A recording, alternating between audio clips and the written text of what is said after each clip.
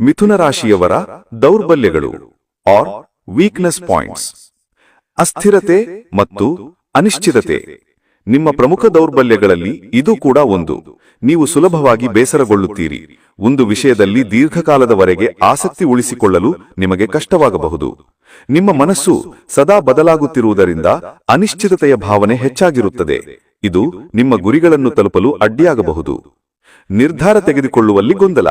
ನಿಮ್ಮ ಮನಸ್ಸು ಯಾವಾಗಲೂ ಎರಡು ವಿಭಿನ್ನ ಆಲೋಚನೆಗಳ ನಡುವೆ ತೂಗಾಡುತ್ತಿರುತ್ತದೆ. ಇದರಿಂದ ನೀವು ನಿರ್ಧಾರಗಳನ್ನು ತೆಗೆದುಕೊಳ್ಳುವಲ್ಲಿ ಗೊಂದಲಕ್ಕೊಳಗಾಗಬಹುದು. ಈ ಗೊಂದಲವು ಕೆಲವೊಮ್ಮೆ ಪ್ರಮುಖ ಅವಕಾಶಗಳನ್ನು ಕಳೆದುಕೊಳ್ಳಲು ಕಾರಣವಾಗಬಹುದು. ಅತಿಯಾದ ಯೋಚನೆ. ನೀವು ಒಂದು ವಿಷಯದ ಬಗ್ಗೆ ಅತಿಯಾಗಿ ಯೋಚಿಸುತ್ತೀರಿ.